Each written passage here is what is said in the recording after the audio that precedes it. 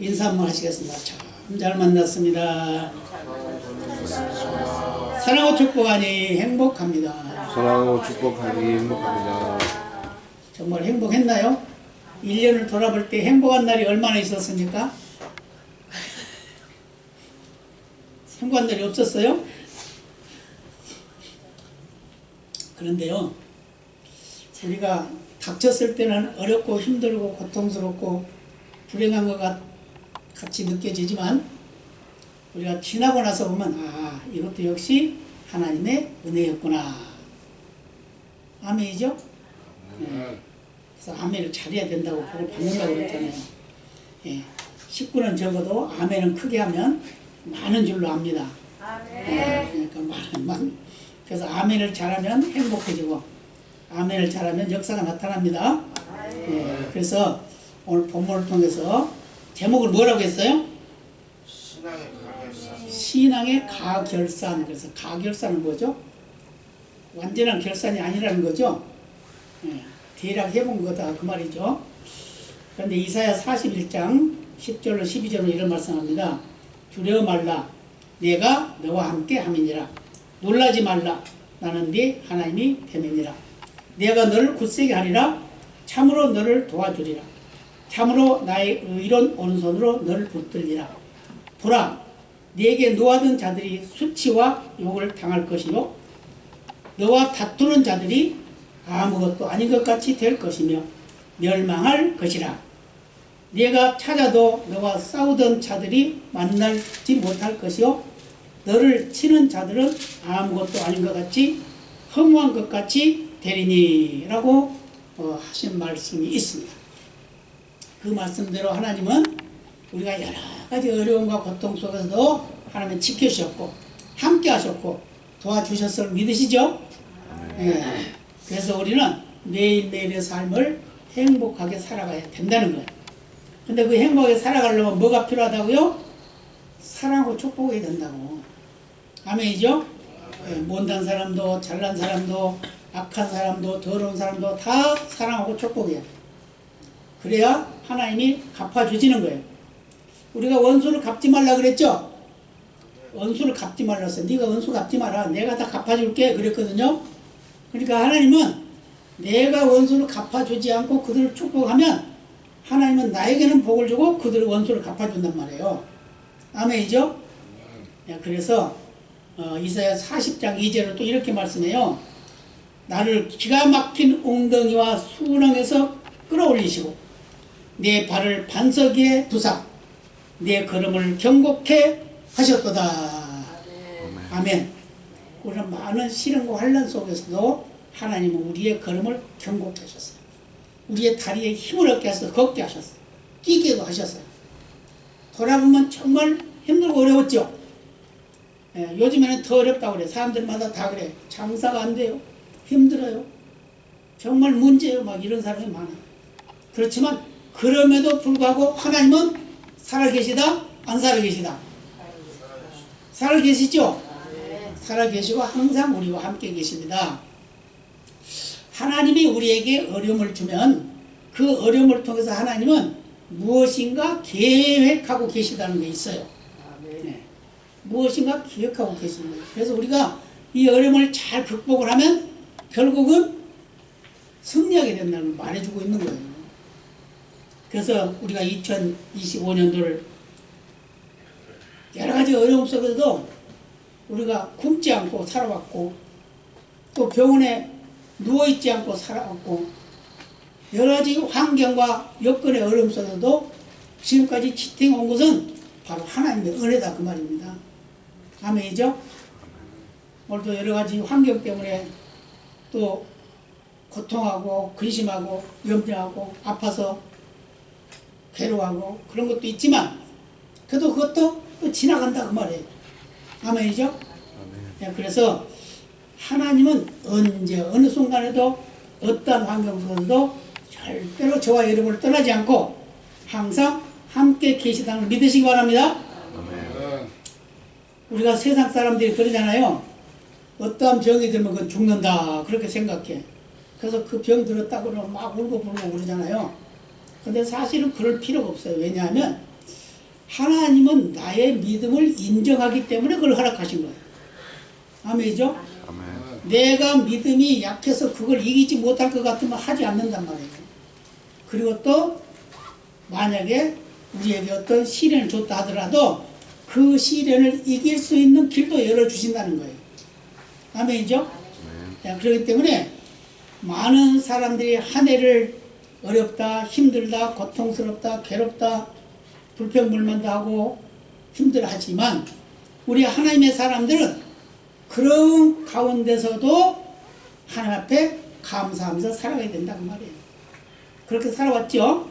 예, 그러면 결국은 우리가 그 어려움을 극복할 수 있고 결국은 결산할 날 됐을 때 그 결산을 기쁨으로 할 수 있다 그 말입니다.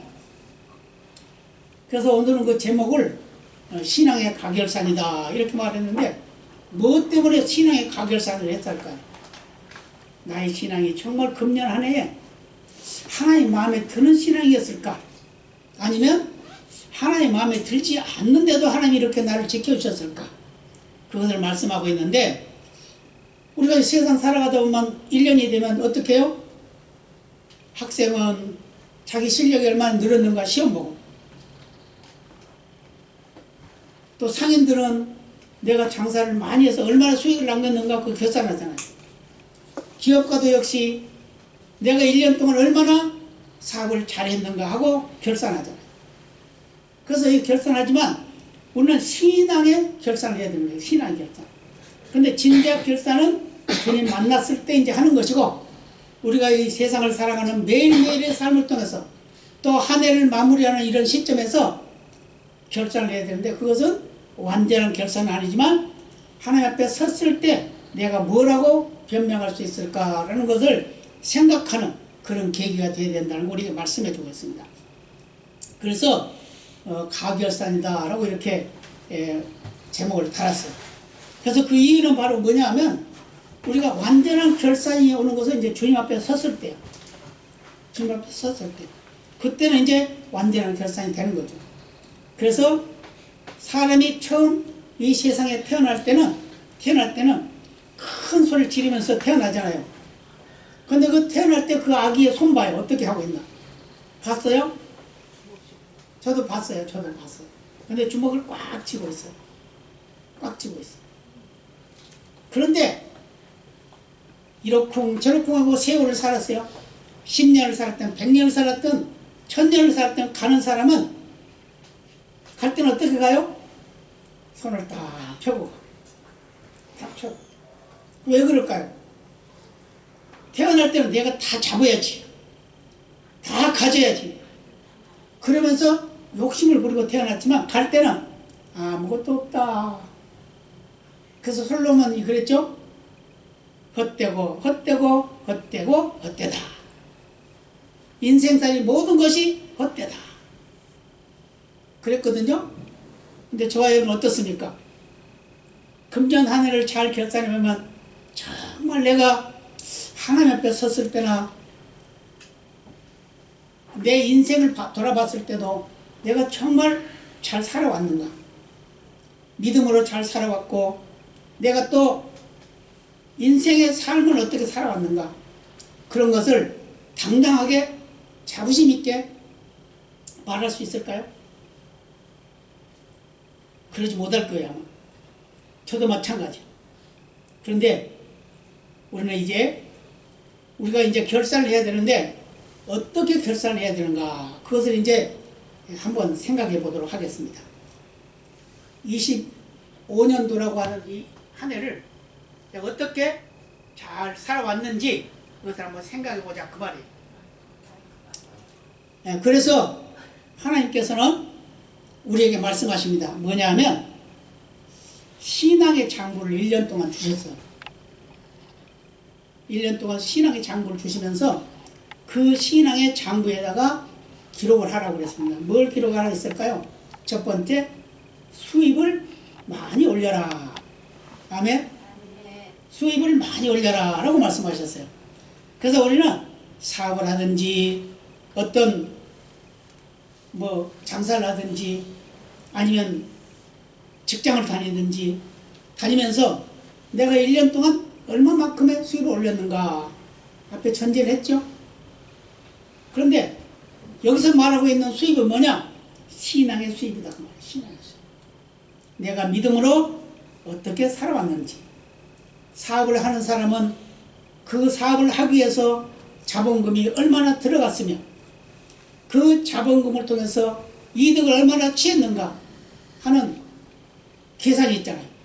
그런데 우리는 내 믿음이 정말 하나님 마음에 드는 믿음이었는가?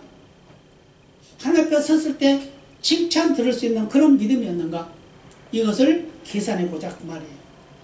그래서 수입이 많아야 됩니다. 수입이 없으면은 손해가 나면 안 되겠죠. 아멘이죠? 우리가 사업을 하는데도 장사를 하는데도 수입이 없다고 그러면 안 되잖아요. 모두가 다 수입을 얻기 위해서 열심히 노력해요. 그런 같이 우리의 신앙의 수입도 우리가 계산해 보자 그 말입니다. 그래서 자본을 다 까먹는 그런 수입이 됐다고 그러면 그거 안 되겠죠. 수입이 아니라 손해죠. 그죠? 지출밖에 없는 게 지출밖에. 그래서 우리는 수입 지출을 잘 결산을 해야 되는데 수입이 얼마나 되는가, 나의 믿음의 수입은 얼마나 되는가 이렇게 말했어요. 그래서 에베소 2장 8절에 보면 사도 바울이 이런 고백을 했어요. 뭐라고 했어요? 하나님의 은혜로 모든 것이 선물이다. 너희가 그 은혜를 인하여 믿음으로 말미암아 구원을 얻었나니 이것이 너희에게서 난 것이 아니요 하나님의 선물이다. 아멘. 여러분, 하나님의 선물 얼마나 받았습니까? 많이 받았죠? 얼마나 받았어요? 천국 백성이 되는 선물 받았잖아요. 아멘? 이거에 대해서 얼마나 감사했습니까? 감사 얼마나 했어요? 나는 천국 간다. 하나님의 은혜로 간다. 하나님이 나에게 선물 주셔서 그것을 나에게 주신 그 대가로 나는 천국 간다. 그렇기 때문에 나는 천국 가기 때문에 나는 당당하게 살아간다. 이렇게 살으셨습니까?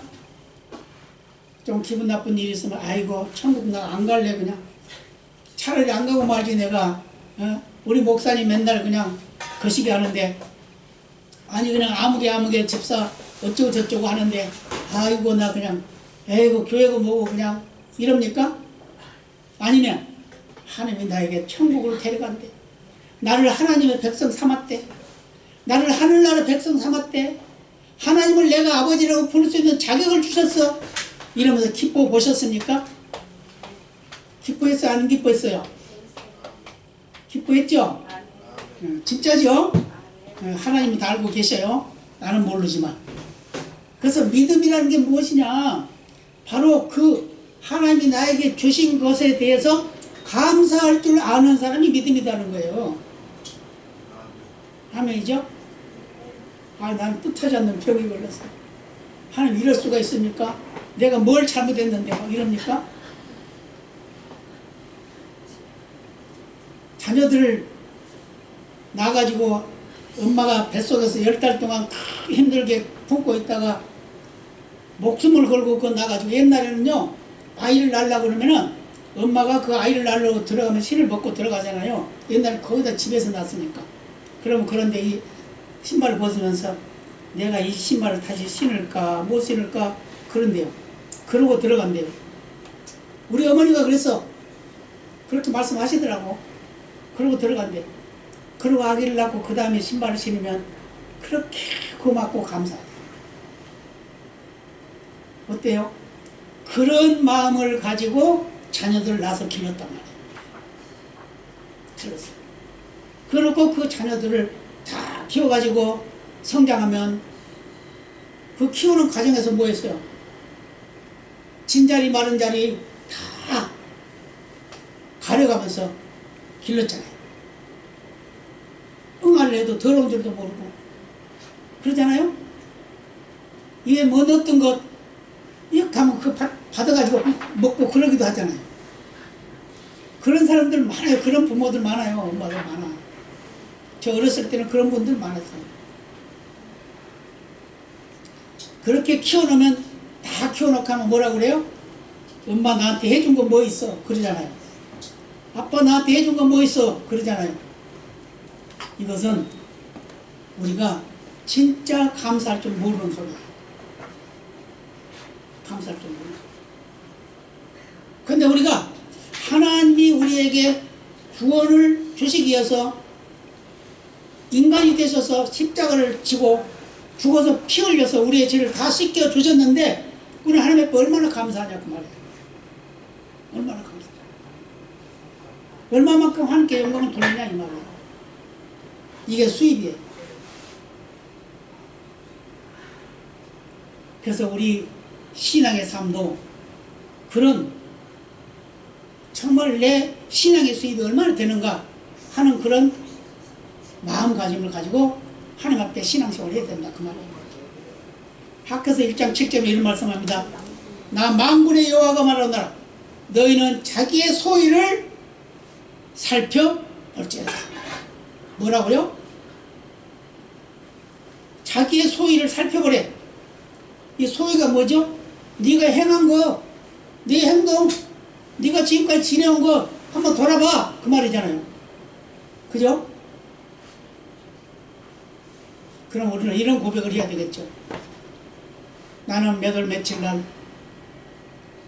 하나님 말씀을 듣다가 나는 이러이러한 감동을 받고 감사했습니다. 나는 몇 월 며칠 날 기도하다가 하나님이 나에게 이러이러한 감동을 주셔서 나는 그것 때문에 감사했습니다.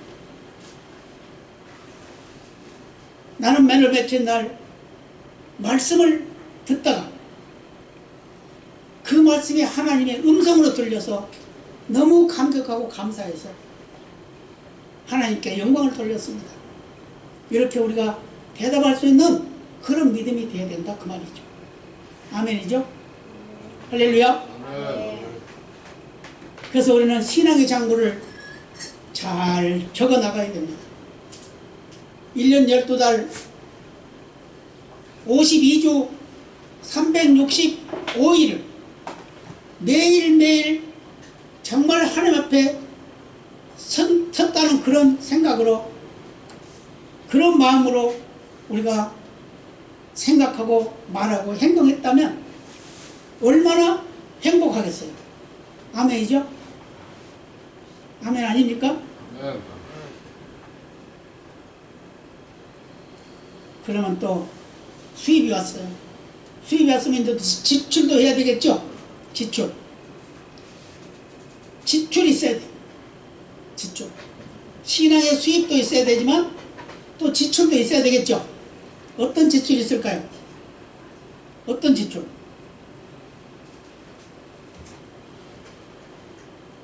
일본 사람들의 성격은 만약에 그걸 이제 설문조사를 했어요. 물어봤어요. 만약에 당신에게 100만 원을 준다고 하면 이 돈을 어떻게 쓰시겠습니까? 라고 이렇게 물어봤어요. 그랬더니 65%가 그걸 나는 저금을 하겠습니다. 그랬대요. 저금을 하겠습니다. 저금. 저와 여러분 어떨까요? 일본 사람들은 저금을 참 잘해. 저축을 잘하는 사람들이에요. 그래서 그들은 개인은 가난하지만 국가는 부여해요. 국가는 부여해요. 그래서 일본은 큰 소리 치고 살잖아요. 근데 우리 대한민국 사람은 저금을 잘하네. 저금을 잘. 그래가지고 개인은 부자인데 국가는 가난해. 그래서 국가가 빚을 많이 졌죠. 엄청나게 많이 졌다고 그러더라고요. 그 4,500조인가 뭐 이렇게 졌대요. 그럼 어떻게 그거 갚을 거야? 큰일 났어. 이렇게 빚을 많이 지고 살아요.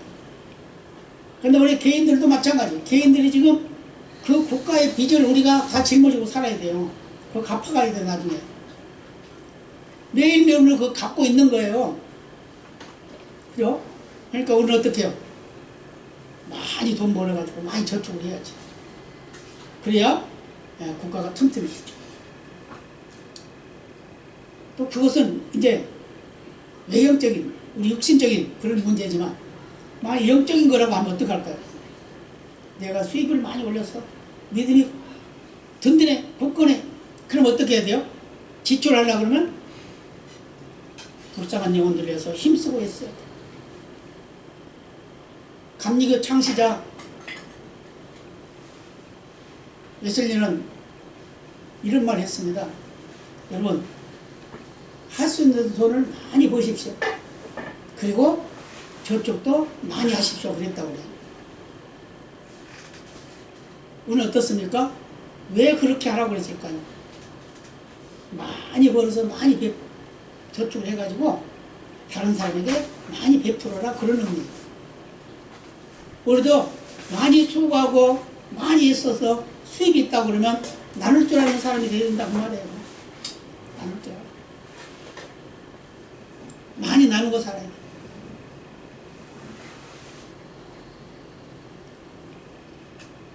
그래서 오늘 본문을 읽지는 않았습니다만은 31절로 46절까지 말씀해 보면 거기 양과 염소 이야기가 나옵니다. 양과 염소. 양은 오른편에, 염소는 왼편에. 그래놓고 물어보죠. 양들에게. 너희는 내가 줄일 때 어떻게 했느냐? 내가 감옥에 갇혔을 때 어떻게 했느냐? 내가 병들었을 때 어떻게 했냐? 그렇게 물어보면서 너희들은 내가 감옥에 갇혔을 때 돌아봤고, 병들었을 때 돌아봤고, 배고플 때 먹을 거 줬고, 그러잖아요. 그러니까 양들이 뭐라나? 아니, 주님, 우리가 언제 주님 그럴 때가 있었으니까 그런 거 한 적이 없어요. 그래서. 근데 왼편에 있는 염소들에게 물어봅니다. 너희는 내가 병들었을 때 돌아보지 않았고, 어려움 당할 때 돌아보지 않았고, 배고플 때 돌아보지 않았고, 이렇게 말하니까, 아니, 주님 언제 그런 적이 있습니까? 그러면서 아무것도 안 해줬다는 거예요. 그러면서 마지막에 뭐라고 하냐면, 양들, 의인들은 영생에, 악인들은 영벌에 들어갈 것이다. 이렇게 말씀드렸어요. 그럼 저와 여러분이 정말 믿음을 가지고 있는 하나님의 사람이라고 하면 어떻게 해야 돼요?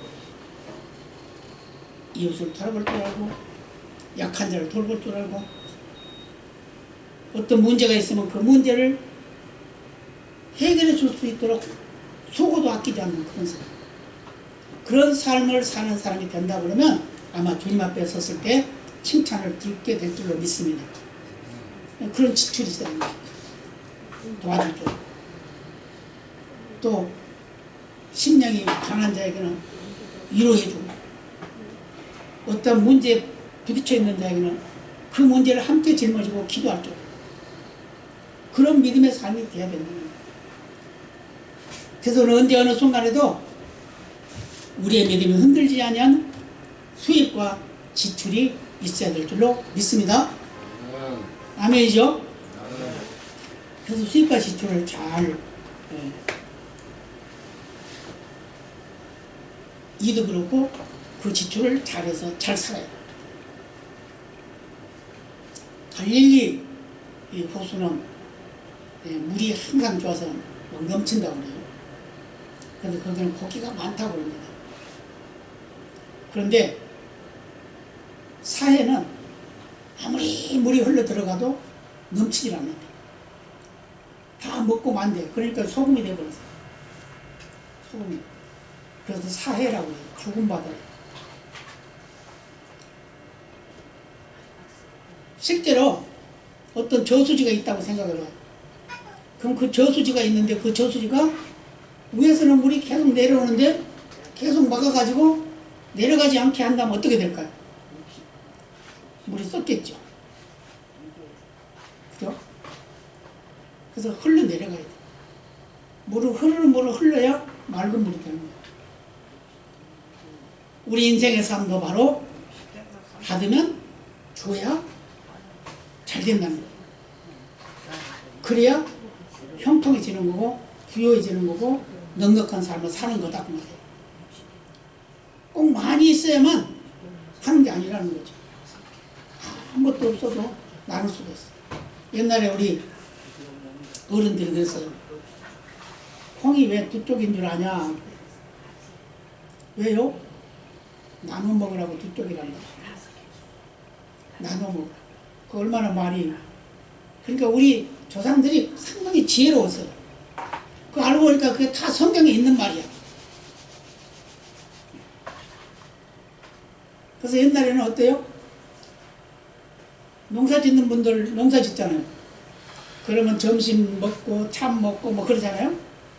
그러면 이제 그 때가 되면 먹는단 말이에요. 점심 먹을 때 누가 손님이 행인이 지나가면 여보시오 식사 안 하셨으면 이리 오시오. 그러고서 불러가지고 같이 밥 먹고 또 세찬 먹을 때도 누가 지나가면 와서 한잔하고 가시오 이러면서 다 걸렸단 말이에요. 그래서 하는 말이 뭐냐? 지주에서 인신난다 그랬어요. 지주가 뭔지 아시죠? 쌀게 쌀 담아놓는 쌀 저장해 놓는 그 괴란 말이에요. 나무 괴로 만들어놨어요. 그걸 지주라고 해요. 지주가 풍성하면 나눠준다는 거죠. 그래서 매일매일 손님이 들끓어. 손님이. 그런 집들 있죠. 옛날에 어려울 때. 손님이 들끓어. 또 굳이 또 끼니 때 되면 찾아오는 손님이 있어요. 그러면 겉으로 보면 얄밉죠. 그렇지만 내색하지 않아. 그러면서 어서 오시오. 참 잘 왔어. 때 맞춰 왔어. 그러면서 같이 식사하고 가고 그렇죠. 우리 신앙의 삶도 마찬가지야. 우리 신앙인의 믿음의 사람도 마찬가지야. 하나님의 은혜를 받았으면 그 은혜를 다른 사람에게 베풀 줄 아는 그런 사람이 되어야 된다. 그래서 약한 자를 돕고 부족한 자를 돕고 하는 그런 신앙의 삶이 정말 훌륭한 하나님의 사람의 삶이다라는 것을 이렇게 말씀하고 있습니다. 그리고 또 한 가지 장사는 뭘까요? 장사를 다 했으면 잘 했으면 수지타산을 잘 맞춰야 되잖아요. 이익이 남아야 되겠죠. 이익이 남아야 돼. 이익이 없으면 안 돼. 버는 거는 1,000원 벌었는데 2,000원을 썼으면 안 되겠죠. 그렇기 때문에 1,000원을 벌었으면 그 1,000원에서 900원만 쓰고 아니면 800원만 쓰고 나머지는 이익을 남겨요. 뭘 말하고 있을까요? 우리 신앙도 마찬가지예요. 고린도전서 13장 13절에 뭐 이런 말씀했죠? 말씀에 믿음, 소망, 사랑 이 세 가지는 항상 있을 것인데 그 중에 제일은 뭐다? 사랑이다. 김순정 집사 사랑이에요? 사랑. 믿음, 소망, 사랑이 있어. 아무리 좋은 말을 하고 좋은 걸 가지고 있고 믿음이 정말 좋고 다 좋아도 진짜 믿음이 좋은 건 뭐냐면 사랑이라는 거예요. 사랑. 사랑하라고 말해요. 영혼을 사랑하는 마음이 있어야 돼. 형제를 사랑하는 마음이 있어야 돼. 이웃을 사랑하는 마음이 있어야 돼. 사랑이 있어야 결실이 있는 거예요. 아멘이죠? 그런데 우리는 어때요? 사랑한다 그러면서 미워하잖아요. 그죠? 사랑의 반대말이 어떤 말인지 아세요? 우리는 보통 미워한다 그러죠? 근데 진짜 사랑의 반대말은 무관심이에요. 그 사람에게 관심이 있으면 미워할 수도 있어. 아직까지는 사랑이 있는 거야, 그건. 그저 무관심. 저 사람이 죽든지 말든지 상관이 없어. 감정도 없어. 그게 바로 사랑의 반대말. 그러나 미움도 있고 화도 나고 막 그런 것은 아직까지 그 사람에게 관심이 있다는 거거든. 그 말은 아직까지 그를 사랑하고 있다는 거거든요. 저와 여러분은 바로 이런 믿음이 되어야 될 줄을 믿습니다. 골로새 1장 5절에 이렇게 말씀합니다. 너희를 왜 하늘에 쌓아두지 말라. 너희를 하늘에 쌓아두지 말라. 그러면서 소망을 가지고 그 소망을 다른 사람에게 전해주고 나눠주는 그런 사람이 되라는 거예요.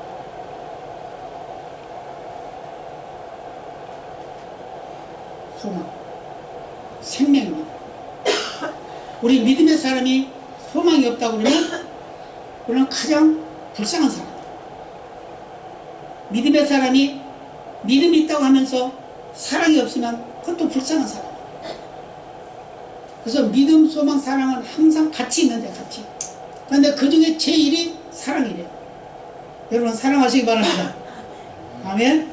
사랑하시기 바랍니다. 불쌍한 사람은 사랑하시기 바랍니다. 그래서 사도 바울은 디모데후서 4장 7절 8절 이렇게 말씀합니다. 내가 선한 싸움을 싸우고 나의 달려갈 길을 마치고 믿음을 지켰으니 이제부로는 날 위하여 의의 멸관이 예비되었으므로 주 곧 의로우신 재판장이 그날에 내게 주실 것이니 내게만 아니라 뒤에 나타나심을 사모하는 모든 자에게니라. 아멘. 믿음의 사람 모두에게 하나님이 의의 멸관을 준비해 놓고 계시대요. 믿으시기 바랍니다. 그래서 당당히 사시길 바랍니다. 그래서 이제 2025년을 잘 마무리하고 주님 앞에 섰을 때 착하고 충성된 종아 하면서 내가 맡겨준 거 별거 아닌 걸 가지고 열심히 잘도 살았구나. 그러면 내가 큰 것으로 맡길게. 많은 것으로 맡길게. 그러면서 칭찬을 듣는 그런 믿음의 삶이 되시기를 바랍니다. 그러면서 우리는 그 나라가 우리의 믿음으로 가는 나라, 아름다운 나라, 복된 나라이기도 하지만 우리가 이 세상을 잘못 산다고 하면 주님 앞에 섰을 때 부끄럼 당할 수밖에 없는 우리의 모습이다 그 말이에요. 그렇기 때문에 이제 며칠 남지 않는 금년이라 하더라도 그 시각을 본초를 아끼면서 사랑하고 또 그 사랑을 통해서 영혼을 살리는 그런 역사가 있어서 하나님의 나라가 확장되는 그런 복이 임하기를 예수님의 이름으로 축복합니다. 다 같이 기도하시겠습니다. 신앙의